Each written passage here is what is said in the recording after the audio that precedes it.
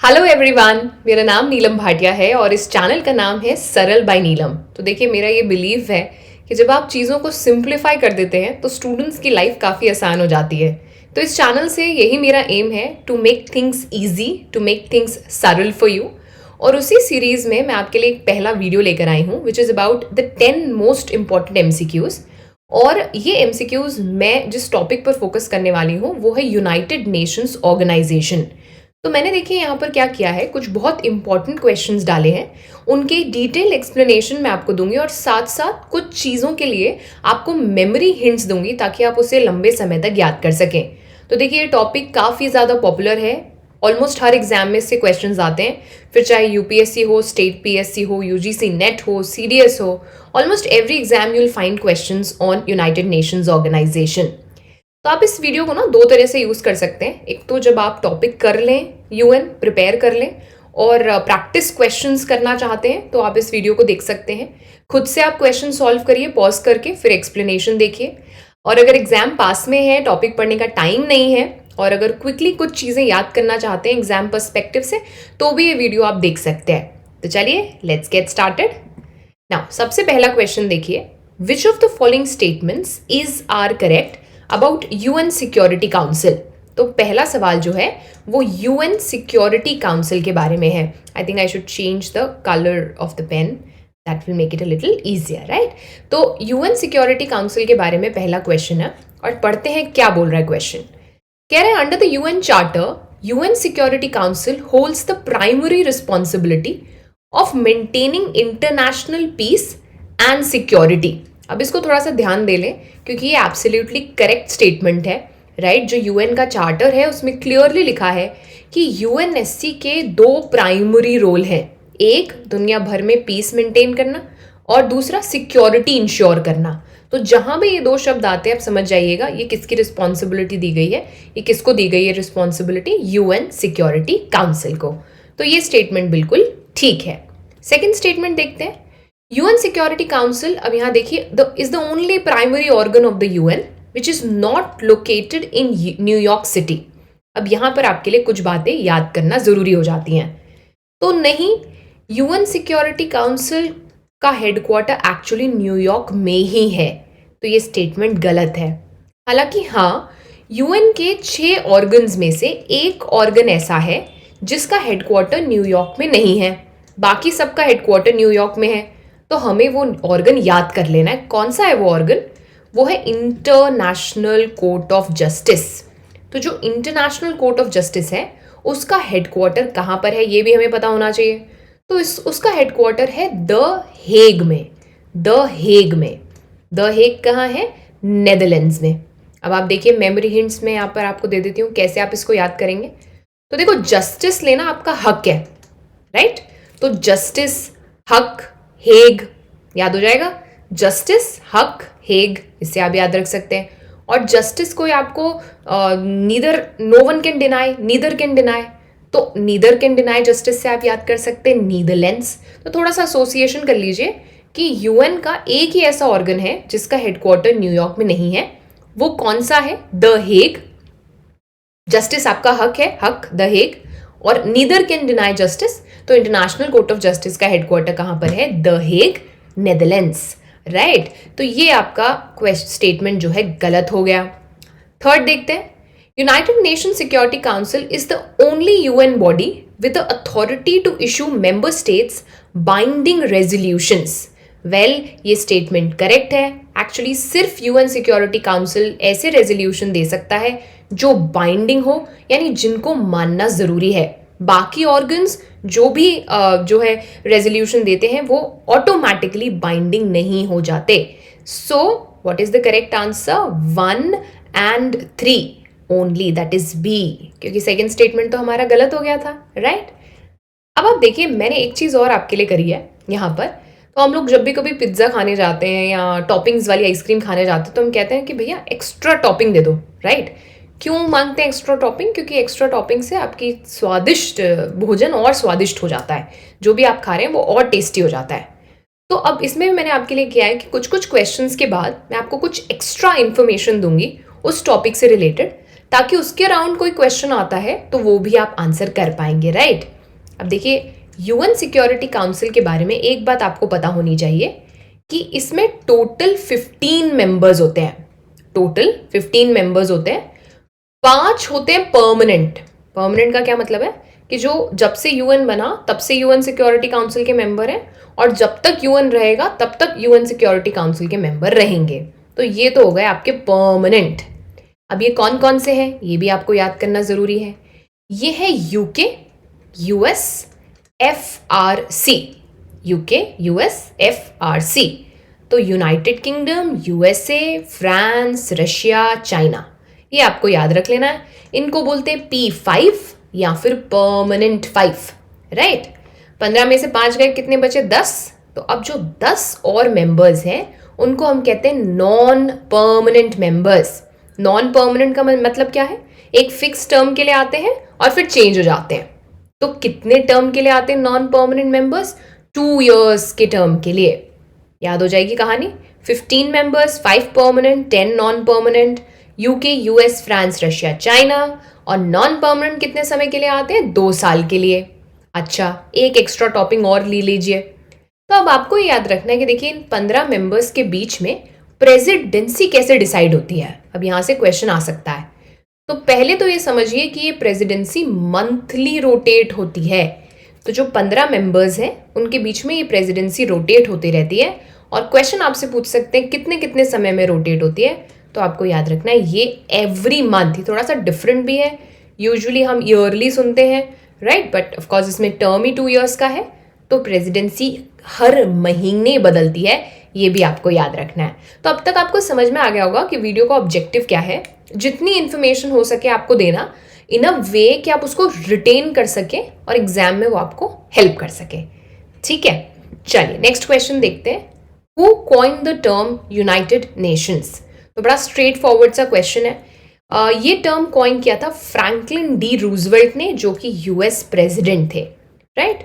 So that's a very straight forward question. United nation term किसने दिया? Franklin D Roosevelt. Next question देखते हैं। अब देखिए, which of the following is not one of the official languages of UN? तो official language का मतलब क्या है? जिसमें सारे ट्रांसलेशंस होते हैं, सारा ऑफिशियल वर्क इन सारे लैंग्वेजेस में होता है यूएन की, उनको बोलते हैं ऑफिशियल लैंग्वेजेस।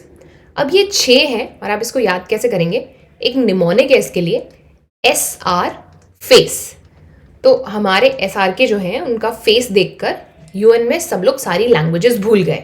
तो है ना, काफ़ी फैन फॉलोइंग है SR की। तो SR को देखकर, उनका फेस देखकर सारी ऑफिशियल लैंग्वेजेस लोग भूल गए। ठीक है, जस्ट मेमोरी हिंट है, बहुत ज़्यादा सीरियसली नहीं लेना आपको इसे। तो अब आप देखो कैसे याद करोगे।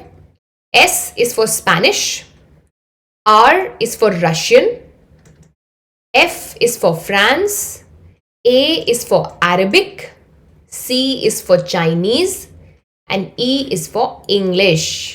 तो अब आप इसको हमेशा याद रख सकते हैं। SR face, Spanish, Russian, French, Arabic, Chinese and English. तो अब मुझे बताइए इसमें से क्या नहीं है? इटालियन नहीं है। क्विकली आप इसका आंसर दे सकते हैं। तो इस तरह से आप जो है ऑफिशियल लैंग्वेजेस याद कर लीजिएगा। चलिए नेक्स्ट क्वेश्चन देखते हैं। तो next question is about international court of justice. Question ये कह रहा है, which of the following statements given below is are correct about ICJ, international court of justice. पहला स्टेटमेंट देखिए, जजेस of the international court of justice are elected for a period of 9 years। बिल्कुल सही है। पहली बात याद रखिएगा कि टोटल जजेस 15 है और हर जज कितने साल के लिए आता है? 9 years के टर्म के लिए। तो टोटल जजेस 15 और उनका टेन्योर कितना हो गया? 9 years। तो ये तो आपका करेक्ट स्टेटमेंट है। नेक्स्ट देखिए, the ICJ is the successor of the permanent court of international justice. ये भी बिल्कुल सही बात है कि जो आपका इंटरनेशनल कोर्ट ऑफ जस्टिस है, इससे पहले जो बॉडी थी वो थी permanent court of international justice. So yes, it is the successor of Permanent Court of International Justice. It is the only principal organ not located in New York. याद करिए, पहले क्वेश्चन में मैंने आपको बताया था कि यही एक ऐसा ऑर्गन है जो कहाँ पर है? हक, हेग। तो ये भी आपकी बात ठीक है। Therefore the answer is D, all of the above. Right? Okay, तो कुछ एक्स्ट्रा टॉपिक्स ले लेते हैं, राइट? अब देखिए, एक क्वेश्चन बनता है कि भारत से कौन कौन से लोग जज रहे हैं आईसीजे में। ये क्वेश्चन पूछते हैं कि which of the following have been Indian जजेस at International court of Justice. तो इसको ना हम लोग याद कर लेते हैं और थोड़ी सी मेमोरी जो है हिंट से हम इसको याद रखेंगे। हिंट ये है कि हमारे जजेस ना भगवान तुल्य हैं, सो दे आर लाइक गॉड। तो आईसीजे में हम अपने वही जजेस भेज रहे हैं जिनका नाम ना गॉड से रिलेट करता है, राइट? गॉड से जिनका कोई ना कोई रिलेशन है। तो Bhole Bhandari, all of you know Bhandari, तो गॉड भंडारी, जज दलवीर भंडारी, एक तो ये याद रखिएगा लेटेस्ट। देन रघुनंदन स्वरूप पाठक, हमें पता है रघुनंदन कौन है, राम जी का दूसरा नाम है Raghunandan. So Bhandari, right? Bhandari, then Raghunandan, then Nagendra. Nagendra is the god of snakes, Nagendra, Nagendra, that is again Shivji, that's another name for Shivji. So Nagendra, तो आप देख रहे हैं सारे भगवान के नाम है, भंडारी, रघुनंदन, नागेंद्र। तो भगवान के बिना तो कुछ होता नहीं है, तो बिना कुछ नहीं होता तो Benegal, right? Nothing would happen without God, so that would be Benegal. Very good. So ऐसे आप याद रख सकते हैं। वो जजेस कैसे याद रखेंगे? जो गॉड इक्वल थे उनको हमने आईसीजी में भेजा, जैसे कि जस्टिस दलवीर भंडारी, राइट? जैसे कि रघुनंदन स्वरूप पाठक, जैसे कि नागेंद्र सिंह, और इनके बिना कुछ नहीं हो सकता था, तो sir Benegal Rao, right? Okay, next देखते हैं। Which UN organ has suspended its operation since 1994। अब देखिए, यूएन के जो 6 प्रिंसिपल ऑर्गन्स हैं उनमें से एक ऐसा ऑर्गन है जो अभी सस्पेंडेड एनिमेशन में है, यानी कि वो अभी काम नहीं कर रहा। तो वो कौन सा ऑर्गन है? वो है ट्रस्टीशिप काउंसिल। अब समझते हैं ये क्या था और क्यों अभी एक ऑपरेट नहीं कर रहा। तो देखिए, ऐसी कई कंट्रीज थी, टेरिटरीज थी जो किसी ना किसी कॉलोनियल रूल के अंडर थी, जैसे कि भारत भी एक समय पर जो है कॉलोनी था ब्रिटेन की। अब क्या हुआ, पोस्ट 1945 बहुत सारी ऐसी कंट्रीज फ्री होने लगी, राइट, अपने कॉलोनियल मास्टर्स से। बट इनके दुख दर्द खत्म नहीं हुए थे, क्योंकि अब इनके पास चैलेंज था कि इन्हें गवर्नमेंट स्टैब्लिश करनी है, अपनी सरकार बनानी है, अपना सिस्टम बनाना है। तो ट्रस्टीशिप काउंसिल का ये काम था कि ये जो नई नई कंट्रीज जो डीकॉलोनाइज हुई हैं उनको हेल्प करें अपना गवर्नमेंट सिस्टम स्टैब्लिश करने, इकोनॉमिक सिस्टम स्टैब्लिश करने के लिए। और इन टेरिटरीज को बोला जाता था ट्रस्ट टेरिटरीज। क्यों? क्योंकि they were placed under the trust of Trusteeship Council. अब जैसे ही ये कंट्रीज अपने रेडी हो जाती थी, रेडी टू फ्लाई, तो ये ट्रस्टीशिप काउंसिल से निकल जाती थी अपनी सरकार चलाना, अपना देश चलाना, राइट? तो ऐसे कर करके सारी ट्रस्ट टेरिटरीज फ्री होती गई, और जैसे ही लास्ट ट्रस्ट टेरिटरी फ्री हुई तो ट्रस्टीशिप काउंसिल का काम खत्म हो गया, और तब से इसे सस्पेंडेड एनिमेशन में डाल दिया गया, राइट? कहानी आपको समझ में आ गई। एक्स्ट्रा टॉपिंग आप इसमें ले लीजिए। तो देखिए, एक्स्ट्रा टॉपिंग ये है, मैंने आपको कहा एक एक करके सारी टेरिटरीज जा रही थी, तो जो लास्ट गई वो इंपॉर्टेंट है। लास्ट थी the trust territory of Palau, Palau, an island nation of Palau. So 1994 में ये पलाऊ भी इसमें से हट गया, और after the independence of Palau trusteeship council का काम जो है वो खत्म हो गया। ठीक है, नेक्स्ट क्वेश्चन देखते हैं। Consider the following statement regarding the charter of the United Nations. पहला स्टेटमेंट कह रहे हैं, general assembly elects the non permanent members of the security council. Well, ये एब्सोल्युटली करेक्ट स्टेटमेंट है। जनरल असेंबली ही non permanent members को elect करती है। अभी मैंने आपको बताया था 10 नॉन परमानेंट मेंबर्स होते हैं, और ये जो इलेक्शन है ये किया जाता है 2/3 of the members present and voting. तो जितने भी आए हैं और वोट कर रहे हैं उसमें से 2/3 की आपको सहमति चाहिए to become a non permanent member. सही है ये स्टेटमेंट। सेकंड देखते हैं, the United Nations General Assembly can not make recommendations on peace and security matters which are at that time being addressed by the security council. यानी अगर कोई ऐसा मुद्दा है जो सिक्योरिटी काउंसिल में ऑलरेडी चल रहा है, राइट, उस पर डिबेट चल रही है, उस पर डिस्कशन चल रहा है, तो साइमल्टेनियसली जनरल असेंबली उस पर कोई रिकमेंडेशन नहीं दे सकती अगर वो मुद्दा पीस एंड सिक्योरिटी से डील करता है। याद करिए, प्राइमरी रिस्पॉन्सिबिलिटी किसकी थी peace and security? UN security council की। तो ये बात बिल्कुल ठीक है कि जो पीस एंड सिक्योरिटी का मुद्दा सिक्योरिटी काउंसिल में अगर चल रहा है तो उस पर यूएन जनरल असेंबली कोई अपनी टिप्पणी या अपना रिकमेंडेशन नहीं दे सकती। पर इसमें एक कैच है जो अभी मैं आपको एक्स्ट्रा टॉपिक्स में समझाऊंगी। मीनवाइल ये स्टेटमेंट बिल्कुल ठीक है, इसीलिए इसका आंसर है बोथ 1 and 2। अब देखिए एक चीज़ यहाँ समझिएगा कि जो ओरिजिनल यूएन चार्टर है उसमें डेफिनेटली ये लिखा हुआ है कि जो पीस एंड सिक्योरिटी का मुद्दा है वो यूएन सिक्योरिटी काउंसिल देखेगा, और अगर वो उस मुद्दे को देख रहा है तो जनरल असेंबली उस पर अपने रिकमेंडेशन नहीं दे सकती अनलेस एंड अनटिल खुद यूएन सिक्योरिटी काउंसिल नहीं मांगे। तो अगर यूएन सिक्योरिटी काउंसिल कोई सजेशन मांग रहा है तो बात अलग है, आपको देना है, वरना आपको कुछ इस पे नहीं कहना। बट इसके बावजूद जनरल असेंबली को बार बार कई बार ये लगा कि वी शुड इंटरफेयर। तो इसके लिए 1950 में जनरल असेंबली ने एक रेजोल्यूशन पास किया, ध्यान से चुनिएगा, जिसको कहा गया यूनाइटिंग फॉर पीस रेजोल्यूशन। अब इसमें जनरल असेंबली ने ये कहा कि अगर हमें कभी लग रहा है कि दुनिया में पीस को खतरा है, राइट, या फिर कोई एक ऐसा देश है जो अग्रेसिव हो रहा है और सिक्योरिटी काउंसिल इसके लिए कुछ नहीं कर रही, दूसरे शब्दों में security council is failing to act, या फिर यूएन के जो परमानेंट 5 मेंबर्स हैं जिनके पास by the way veto power है, वीटो पावर मतलब नेगेटिव वोट है, यानी कि वो अगेंस्ट में वोट कर सकते हैं ऑफ टू और यूनिलैटरली किसी डिसीजन को स्टॉप कर सकते हैं। तो अगर वो अपने इस वोट का मिसयूज कर रहे हैं, अगर वो वीटो का प्रयोग कर रहे हैं और पीस एंड सिक्योरिटी को खतरा हो रहा है और यूएन सिक्योरिटी काउंसिल कुछ नहीं कर रहा, तो भैया फिर हम करेंगे, फिर हम एक्ट करेंगे। और ये कौन से रेजोल्यूशन से कहा गया? Uniting for piece resolution. But obviously इसे बहुत फ्रीक्वेंटली यूज नहीं किया जाता, क्योंकि हम सब जानते हैं जो सबसे पावरफुल ऑर्गन है यूएन का, that is definitely UN security council, right. So anyway एक बार इसका ज़रूर इस्तेमाल किया गया था 1956 में, जब जनरल असेंबली ने कहा आप इनफ नहीं कर रहे हैं, तो एक यूएन इमरजेंसी फोर्स भेजी गई थी मिडिल ईस्ट में। इसके बाद इसका प्रयोग नहीं हुआ है, बट आपको यूनाइटिंग फॉर पीस रेजोल्यूशन का ईयर याद रखना है, दैट इज 1950, और उसका बेसिक ऑब्जेक्टिव क्या था ये भी आपको याद रखना है। चलिए आगे बढ़ते हैं।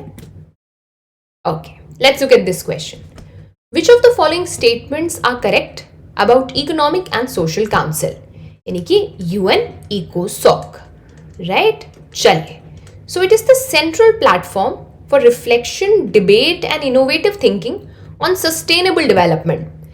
यूएन इकोसॉक जब आप यूएन की वेबसाइट पे पढ़ेंगे तो ये लाइन बिल्कुल एज इट इज लिखी हुई है कि सस्टेनेबल डेवलपमेंट के किसी भी मुद्दे पर सोच विचार करना, डिबेट करना, इनोवेटिव थिंकिंग करना, ये सारा का सारा काम किसका है? इकोसॉक का है। तो ये बिल्कुल ठीक बात है। Then it coordinates the work of UN specialised agencies. तो यूएन की जो स्पेशलाइज्ड एजेंसी हैं, आपने कई बार नाम सुना होगा, UNDP, United Nations development programme, or maybe ILO or maybe WHO. So WHO is what? A specialized agency of UN that work towards health. तो WHO हो गई आपकी एक स्पेशलाइज्ड एजेंसी। तो इनके काम को कोऑर्डिनेट करने की जिम्मेदारी इकोसॉक की है क्या? हाँ जी, इकोसॉक की है, याद रखिएगा, ये क्वेश्चन पूछा जाता है। Then it has 54 members elected by the general assembly for a 5-year term. अब इसमें ना आपको एक चीज़ याद रखनी है, हालांकि ये बात ठीक है कि इसमें जो टोटल मेंबर्स हैं वो 54 हैं, इसमें कोई प्रॉब्लम नहीं है, there are 54 members, but they are not elected for a period of 5 years, इनका पीरियड होता है 3 years। तो यहाँ पर जो गड़बड़ है ना वो ईयर की है, वहाँ 5 years नहीं होना चाहिए, it should be 3 years। So 54 members तो बिल्कुल ठीक है, बट यहाँ पर 3 years होना चाहिए, इसीलिए ये स्टेटमेंट गलत हो जाता है और आंसर आपका हो जाता है 1 is correct, 2 is correct, therefore the answer is 1 and 2 only, right? थोड़ी सी एक्स्ट्रा टॉपिक इसमें भी देख लेते हैं। तो देखिए, जब आप इकोसॉक से रिलेटेड क्वेश्चंस आते हैं तो क्या क्या आपसे पूछ सकते हैं कि वो कौन सी बॉडी है जो पॉलिसी बनाना, पॉलिसी डायलॉग करना, इकोनॉमिक मैटर्स पर रिकमेंडेशन देने का काम करती है, सोशल मैटर्स पर रिकमेंडेशन देती है, इन्वायरमेंटल। तो अगर कुछ भी ऐसा पूछे जिसमें सोशल, इकोनॉमिक, इन्वायरमेंटल या दुनिया भर में डेवलपमेंट की बात हो, तो इससे रिलेटेड अगर कोई भी क्वेश्चन आपसे पूछ रहे हैं तो समझ लेना ये किसका काम है, यूएन इकोसॉक। सिक्योरिटी एंड पीस बोले तो याद रखना यूएन सिक्योरिटी काउंसिल, राइट। अच्छा, अब ये किस किस के काम को कोऑर्डिनेट करती है इकोसॉक, इसको भी देख लें एक बार। सबसे पहले तो मैंने आपसे कहा यूएन की 14 स्पेशलाइज्ड एजेंसीज, देन यूएन की 10 फंक्शनल कमीशंस, इसके अलावा इनके 5 रीजनल कमीशन भी हैं इकोसॉक के, रीजन वाइज कैटेगराइज्ड, तो उनको भी ये देखते हैं। यूएन के जो फंड स्टैब्लिश्ड हैं उनकी रिपोर्ट को ये देखते हैं, उनके प्रोग्राम को ये देखते हैं, और अगर यूएन को कोई पॉलिसी रेकमेंड करनी हो या किसी मेंबर स्टेट को कोई पॉलिसी रेकमेंड करनी हो तो वो काम भी किसका है, यूएन इकोसॉक का, right. So it is the principal body for coordination. कौन कौन से matters, economic, social, environmental, development, ये सारे शब्द जहां भी आए तो समझ लेना किसकी बात हो रही है, इकोसॉक की। I hope you are enjoying the video. In case you like what I am doing here, it's a new channel, तो मैं आपसे रिक्वेस्ट करूंगी कि आप इसको अपने फ्रेंड्स के साथ शेयर करें, राइट। एंड जो लोग भी प्रेपरेशन कर रहे हैं please just send this video to them so that I am able to reach more people and more people are benefited, right? Thank you so much. Okay, next question देखते हैं, जाना नहीं है अभी, questions बाकी है। 10 questions promise किए थे आपसे। So 8th question है अटलांटिक चार्टर के बारे में, factual question है। Atlantic charter was signed in which year? So it was signed in 1941। अब इसकी थोड़ी सी कहानी आपको पता होनी चाहिए क्योंकि इंपॉर्टेंट है। तो सबसे पहले देखिए जो अटलांटिक चार्टर है, अभी हमने देखा 1941 में साइन हुआ था। अभी ये था क्या, तो देखिए इसमें 2 कंट्रीज इन्वॉल्व थी। एक थे यूएस के प्रेसिडेंट फ्रैंकलिन डी रूजवेल्ट, ठीक है, और दूसरी तरफ थे British prime minister Winston Churchill, right. अब इन दोनों ने मिलके अटलांटिक चार्टर साइन किया था 1941 में, और ये वही समय है जब वर्ल्ड वॉर 2 चल रहा था, क्योंकि वर्ल्ड वॉर 2 का टाइमलाइन हमें पता है 1939 टू 1945, ये वही समय है जब वर्ल्ड वॉर 2 चल रहा था। तो ब्रिटेन और यूएस ने कहा कि ये जो डिक्लेरेशन है ये इसलिए बनाया गया है कि हम परिकल्पना करना चाहते हैं कि पोस्ट वॉर ये दुनिया हम कैसी चाहते हैं, what kind of world do we imagine after this war is over. तो इनिशियली तो इन दोनों कंट्रीज ने इसको साइन किया, लेटर जो अलाइड नेशंस थे, अलाइड एंड एक्सिस पावर्स के, तो वो जो अलाइड वाले नेशंस थे उनमें से 26 अलाइड नेशंस ने इसको सपोर्ट किया, ज्वाइन किया। और देखो इसका बेसिक आइडिया ये था कि हम वर्ल्ड वॉर जब खत्म हो जाती है उसके बाद हम क्या चाहते हैं, हम चाहते हैं कि दुनिया भर में ट्रेड रिस्ट्रिक्शन कम हो, हर देश को ये हक हो कि वो अपनी सरकार खुद चुन सके, और सबसे बड़ी बात हम चाहते हैं कि डिसआर्मामेंट हो। डिसआर्मामेंट क्या होता है, जब एक कंट्री अपने आर्म्स को रिड्यूस करती है। डिसआर्म मतलब अपने जो भी वॉर इक्विपमेंट्स हैं, अपने जो भी वेपन्स हैं, उनको धीरे धीरे आप हटाने की कोशिश कर रहे हो, उसको कहते हैं डिसआर्मामेंट। तो आप ऐसा समझ लीजिए कि यूएन बनने के लिए ये पहला स्टेप था। इट वॉज द, क्योंकि देखिए ना आप पीस की बात कर रहे हैं, आप डिसआर्मामेंट की बात कर रहे हैं, तो this was the first step. And subsequently आप देखिए कि इस अटलांटिक चार्टर को जो यूएन का डिक्लेरेशन है उसमें एज रेफरेंस भी यूज किया गया है। So it is used as a reference in the UN declaration, Atlantic charter of 1941। Okay, question number 9 पे हम आ गए हैं। Which of the following statements are correct about the UN secretariat? Okay, अब ये यूएन सेक्रेटेरिएट क्या है इसको देख लेते हैं। तो देखिए सेक्रेटेरिएट बेसिकली कोऑर्डिनेटिंग बॉडी है जो बाकी सारे ऑर्गन्स को कोऑर्डिनेट करती है। एडमिनिस्ट्रेटिव बॉडी है, एडमिनिस्ट्रेटिव वर्क्स देखती है, राइट। तो कह रहे हैं कि उनके 5 रीजनल कमीशंस हैं, बिल्कुल सही बात है, इनके 5 रीजनल कमीशंस हैं। थोड़ा होमवर्क आप भी करिए, मुझे बताइए ये कहाँ पर है। तो 5 रीजनल कमीशंस कहाँ पर हैं ये आप मुझे बताएंगे। The secretary General is the chief administrative officer of the UN secretariat. ये भी एब्सोल्युटली करेक्ट स्टेटमेंट है। तो अभी के भी जो सेक्रेटरी जनरल हैं वो आपको पता होने चाहिए, एंटोनियो गुटेरेस, राइट, जो कि कहाँ से आते हैं, पोर्चुगल से। Antonio Guterres is from Portugal. तो वो जो है सेक्रेटरी जनरल हैं और यस इट इज़ करेक्ट कि यूएन सेक्रेटेरिएट को जो हेड कर रहे हैं, जो चीफ एडमिनिस्ट्रेटिव ऑफिसर है, वो कौन है? Secretary General. सो दोनों ही स्टेटमेंट्स करेक्ट हैं and answer would be C, that is both 1 and 2. Okay, इसके लिए क्या एक्स्ट्रा टॉपिक्स है आपके पास? देखिए, तो सेक्रेटेरिएट में कौन कौन होता है? मैंने आपसे कहा हेड तो है आपके यूएन सेक्रेटरी जनरल, इसके अलावा इनका एक पूरा स्टाफ होता है, राइट? और इनका हेडक्वार्टर कहाँ पर है? न्यूयॉर्क में, क्योंकि हम जानते हैं सिर्फ एक ही ऑर्गन का न्यूयॉर्क में नहीं है, राइट? अच्छा, अब इनको अपॉइंट कौन करता है? जनरल असेंबली करती है, बट रिकमेंडेशन कहाँ से आती है? यूएन सिक्योरिटी काउंसिल से. So Secretary General is appointed by General Assembly, but किसकी रिकमेंडेशन पे? यूएन सिक्योरिटी काउंसिल की.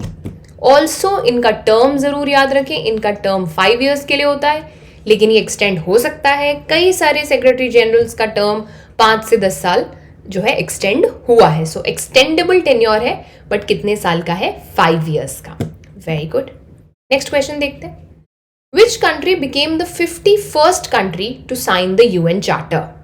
अच्छा जी, अब देखिए हमें पता है कि जो यूएन चार्टर है it led to the establishment of UN. तो डेट थी 26 जून 1945. तो देखिए इस दिन क्या हुआ? 50 देशों ने, कितने? 50 नेशंस ने मिलकर यूएन चार्टर साइन किया. बट पोलैंड ने ये थोड़ा सा लेट किया, 15 अक्टूबर 1945 में इसको साइन किया. बट क्योंकि ये इनिशियल चार्टर के सिग्नेटरीज थे, इसीलिए पोलैंड को भी हम फाउंडिंग मेंबर्स में मानते हैं. और टोटल फाउंडिंग मेंबर्स कितने होते हैं? 51. तो पूछ रहे हैं कि वो 51st कंट्री कौन सी थी. तो 26 जून को 50 ने तो एक साथ कर ही लिया था, बट 15 अक्टूबर को पोलैंड ने साइन किया था, राइट? इसीलिए 51st कंट्री कौन सी हो गई? पोलैंड. बाय द वे, क्या India founding members of UN में था? फाउंडिंग सिग्नेटरीज में था? यस, ये फैक्ट भी आपको याद रखना है. अच्छा, बिफोर वी गो, एक एक्स्ट्रा टॉपिक जो इंपॉर्टेंट है, यूएन के आखिर प्रिंसिपल ऑर्गन्स कौन कौन से हैं? तो देखिए 6 प्रिंसिपल ऑर्गन्स हैं. अभी तक कई सारे नाम आपने ऑलरेडी सुन लिए. रिलेट करके आप इसे और याद रख सकते हैं. जैसे भारत में लेजिस्लेचर, एग्जीक्यूटिव, जुडिशरी है, तो वैसे ही समझ लीजिए लेजिस्लेचर जनरल असेंबली है, एग्जीक्यूटिव जो कि पावरफुल है सिक्योरिटी काउंसिल है, और जुडिशरी की जगह है इंटरनेशनल कोर्ट ऑफ जस्टिस. काम काज, एडमिनिस्ट्रेटिव सिस्टम संभालना ही पड़ेगा, तो उसके लिए हमारे पास सेक्रेटेरिएट है.